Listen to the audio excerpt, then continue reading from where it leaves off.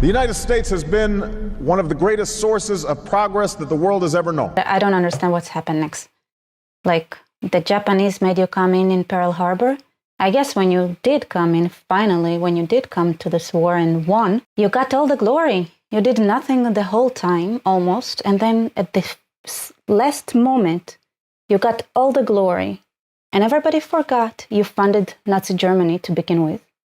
And everybody forgot that the US didn't do what it had to do at all as a global power. 907 Jewish unfortunates without a country permitted to land in Belgium after 5 weeks of suspense afloat. Through American generosity, they will find at least temporary shelter in France. So what's the great plan, United States? Are you trying to drive out all the Jews from your country so that Israel will be stronger and fight this war for you? Just kind of like you did when you picked the Jews that would be able to develop the atom bomb for you and like threatened them, obviously, and didn't let any Jewish kids run away from Germany? Or is it just that you want us all together here so it'd be easier to nuke us, and maybe that's why Obama was so insistent in giving Iran nukes, even though it's obvious to everybody who lives here, and I would think everybody who has proper intelligence, that the moment they get nukes, they're going to nuke Israel. What is the plan here? What's the plan? Because obviously if Israel falls, you're next. There is no way around it. It's a pyramid scheme. That's how it works. That's how Islam grows. Like, I think you kind of understood that in 9/11. And then when you went in the Middle East, you realize you have no idea how to operate here. You have no understanding of this area. So why not sacrifice the Jews in Israel, right? That was always the plan anyway. And if you don't want to be a global power, that's okay. That's okay too. Just stop messing around here. Just let us do our thing, okay? Thank you. At least have a vision, you know? Unless you want to be Islamic or something. Maybe you want to be Islamic. Maybe that's the vision. Maybe you all want to be able to have slave girls and all that shit. Good luck. Good luck with that. You mentioned in Dismantling America such a point in foreign policy. Let me quote you, Tom. Iran is advancing step by step toward nuclear weapons. While the Europeans wring their hands and the United Nations engages in leisurely discussion. When Osama bin Laden has nuclear weapons, the choice will be between knuckling under and watching American cities blasted off the face of the earth. That is the point of no return, and we are drifting toward it. Yes. Close quote. And they'd better create the impression that they have more plans. Because they've covered themselves very well, because they have international conferences over Iran. They have resolutions in the UN. These are what I call elaborate ways of doing nothing. Saudi Arabia has indicated that the Israelis could fly over Saudi Arabia to get there. And it's ironic that they would have to go around Iraq and fly over Saudi Arabia, because the American planes patrol Iraq and presumably would shoot down the Israeli planes on their way to Iran. Let me ask you this. Do you consider it then the duty of the President of the United States to prevent Iran from gaining nuclear? Absolutely. That's clear to you. Absolutely. I don't know what earthly chance we have, or the Western world has, once Iran has those weapons. You know, it took two weapons. What about this notion of deterrence? It worked during the Cold War. The Russians did not want us to blast Moscow off the map. The Iranians have said themselves, going back to Ayatollah Khomeini, that their top priority is not Iran, but Allah. And so if they get into a war in which Iran is knocked out, but they then strike a blow for Allah, they're happy with that. And failing any serious sign that the United States would attack, would you say that it's the duty of the Prime Minister of Israel and his cabinet to order an attack? Oh, absolutely. But think of how pathetic this is, that the fate of the United States of America would be in the hands of a country smaller than Lake Michigan. We have sought no shooting war with Hitler. We do not seek it now. But neither do we want peace so much that we are willing to pay for it by permitting him to attack our naval and merchant ships while they are on legitimate business. When you see a rattlesnake poised to strike, you do not wait until he has struck before you crush him. I understand what happens when people turn a blind eye to evil, thinking, it's not going to happen to me, it's all the way over there, let them all kill each other. Well, over there, is no longer contained over there. It's over here, and we must protect America. I started thinking, how long did the world, the United States, know about the dangers of the Islamic world?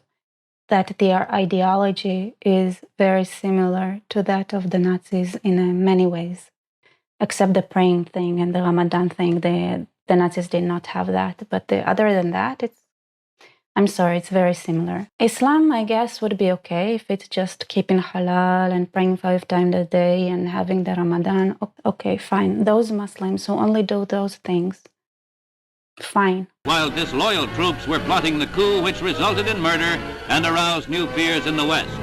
For this was the tide of Arab nationalism in flood. There was a real threat from the Islamic world of it bubbling, all those emotions, all those tendencies that need to conquer and enslave and cover women, all those things that would bubble up and start spilling towards Europe or even worse, the United States. So they had to suppress that, and they really did redirect the attentions towards Israel. We who seek no booty or territorial gain, but ready to respond to the call of smaller nations threatened with violence which cannot await deliberations at the conference table.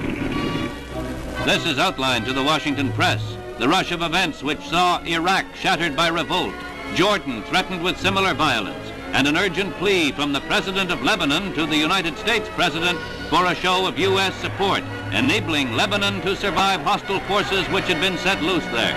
Eisenhower, when he talked about Arab nationalism and the Islamic world, he referenced those tendencies, and he implied that they already experienced the same thing, and it was very clearly a reference to the Nazis.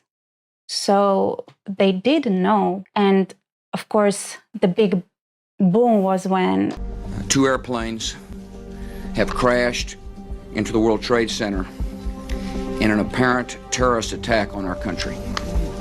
In 9/11, when the United States was attacked, that the government realized it cannot ignore the Islamic world anymore. And one of the deepest commitments of America is tolerance.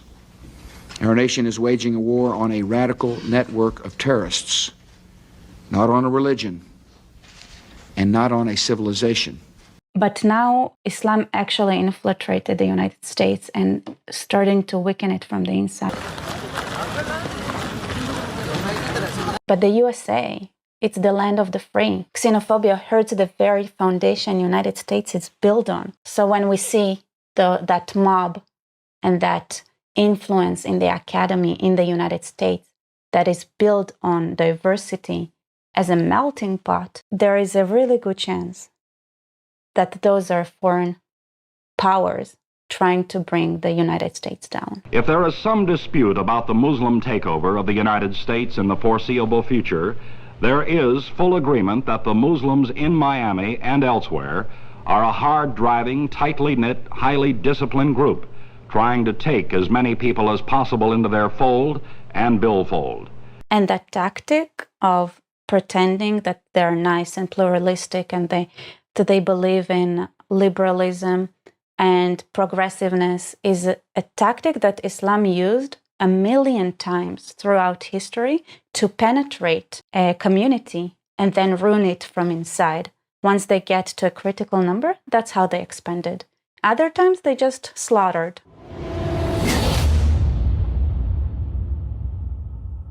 So the Jew down the well. So people won't notice I'm selling my country for free. I could be rich. Aren't we entitled to worry about where all this money is coming from and whether it is in fact influencing their implementation of policy and their acts in government before they get this money? They're already wondering what they're going to get in this magical world of post-office statesmanship where they all become rich. Rising emboldenment of anti-Semitism. Silence is complicity. Unless it comes with a bribe, of course. This is according to Toronto Sun, saying protesters are being paid to take part in the so-called pro-Palestinian demonstrations. About $20,000. Qatar is a major U.S. ally. The largest U.S. base in the Middle East is in Qatar. If everybody knows that Qatar is playing a double game, why is nobody doing anything about it? You see, Qatar today cannot be decoupled from the West.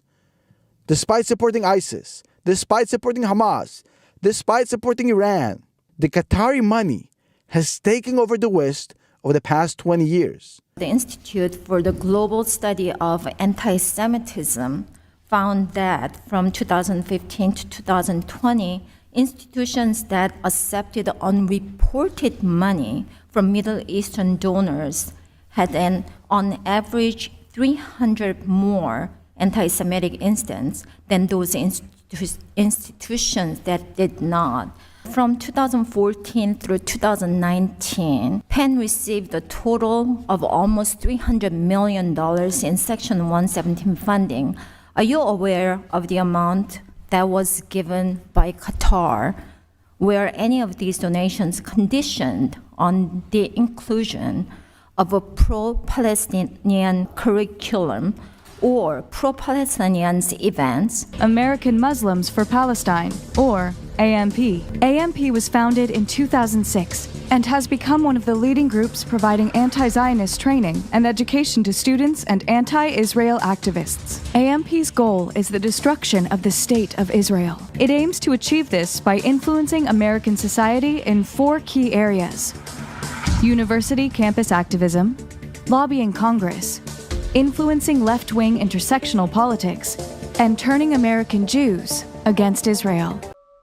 Since the establishment of Israel, Israel saved so many Jews around the world. It airlifted Jews from Yemen, it airlifted Jews from Iraq, it airlifted Jews from Ethiopia, it airlifted Jews from Morocco and from Egypt. So every time, and throughout the history, and Iran, of course, every time Jews got in trouble, no matter how poor the country was and how starving, it didn't matter, because the goal was to save the Jews, and that means all Jews, no matter where they're from.